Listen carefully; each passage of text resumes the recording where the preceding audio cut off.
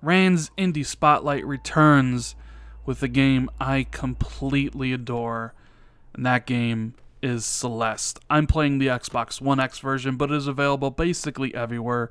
Yes, PlayStation 4, Switch, and PC. It's developed and published by Matt Makes Games.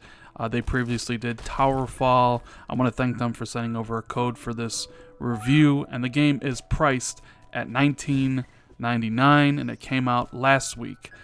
I love it when you get a game that you had no expectations of, really no intention of playing, and because of the high reviews, it's currently sitting at like a 93 on Metacritic, I was inclined to test it out. Oh, okay, it's got high reviews, let's go and play it. And I am glad I did, because honestly, as of right now, this is my game of the year for 2018. It's definitely going to be in my top 5 for game of the year at the end of the year, because it is a true platforming masterpiece. So what is Celeste? Well, Celeste is a side-scrolling 8-bit 2D platformer in the vein of Super Meat Boy. You play as Madeline, and she's on a personal journey to climb to the top of Celeste Mountain. Now, the game features some of the best platforming I've seen since Super Meat Boy. The game features 8 stages, and it's very simple. It's a very simple game. You only have like 3 inputs. You can jump with A, you can dash in the air with X, and you can climb on walls and kind of shimmy up and down by holding the right trigger. Those are the controls that are given to you, and what the game and what you do with them as you progress through the ever increasingly awesome levels and also ever increasingly difficult levels is amazing. Now, on my first playthrough, I was able to beat the 8 levels in about 7 hours, dying around 1,200 times, because you will die in this game. But unlike other games that take pleasure in you dying, this game has this sense of like, where you die, you learn something new about what you're trying to accomplish. It doesn't punish you for dying. You're supposed to die, yes, but you die to understand how to beat something. It doesn't take pleasure in you dying like some of the other games in this genre. You die because you need to learn how to overcome the obstacle, and that is part of the story, yes, story, that this game actually has. It is a story of Madeline not only climbing a mountain, figuratively, like we all have a mountain to climb in our life, but it deals with her struggles with anxiety, depression, and things like that. It's a story that, number one, I didn't think was going to be in the game, and number two, was surprisingly well done. Now, like I mentioned, there are 8 different levels in the game, and each of them kind of are broken up with a new look.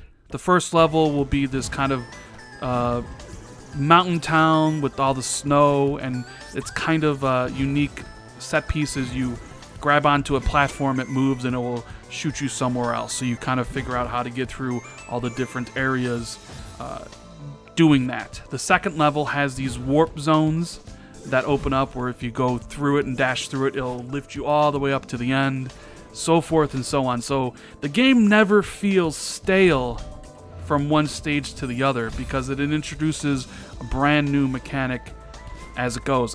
And the art style changes from stage to stage, so you're looking at something different. The second level is a little bit dark with these warp zones, but the fourth level has this beautiful wide array of colors as you're trying to climb the mountain, so you never get bored. And outside of actually completing the game, you can collect some collectibles. There are strawberries that you can find strewn around the levels that you can collect. There's also B-side tapes. Now, the game is a little bit difficult. If you are into platformers, you'll complete the game, but the true challenge of this game lies in these B-sides. So each level has a B-side cassette that you can find, which then unlocks the true challenge of the game, a remixed, much harder version of that level that you can then complete. And those remix levels, those cassette levels, are no joke. They are basically for the extreme platforming perfectionists.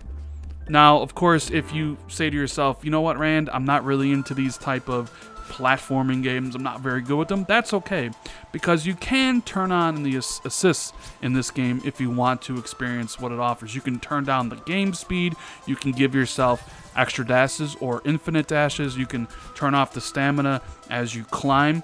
The game kind of adapts to how you want to play it. Of course, I would recommend playing it for the first time that you play it without assists, because as you go, you will get better and better and better, and then you can take on the ultimate challenge, which is the B-side. But honestly, this is a true masterpiece of the platforming genre. I completely loved my time with the game. I love the platforming, the precise moments you have to jump from one wall to the next to get the extra dash, to jump over this, to keep on going as somebody's chasing you.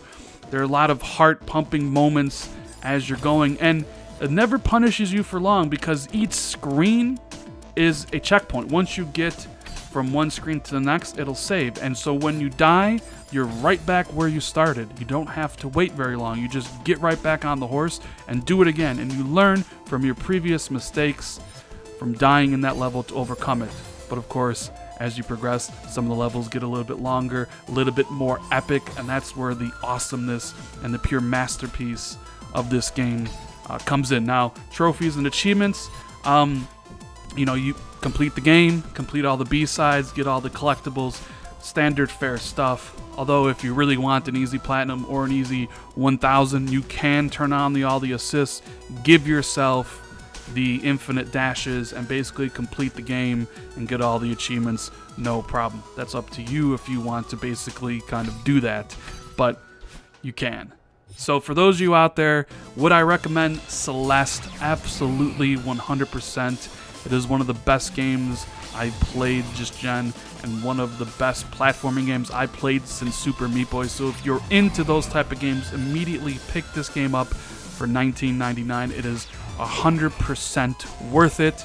If you're on the fence about it, if platforming isn't really your thing, even though it has the assist mode you can use, wait for a sale. But honestly, if you have any interest in this game whatsoever, I highly recommend it, because Matt Thorsten and the crew at Matt Makes Games not only created a masterpiece of platforming, but it is just a great game in general, along with one of the best soundtracks I've ever heard in a video game. Honestly, it just ties everything together. It is the complete package.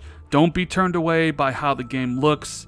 Just play the game, pick it up, and enjoy this romp through an amazing world with a great story. Anyways, guys, I hope you enjoyed that review for Celeste. I'm going to give it a 9.5.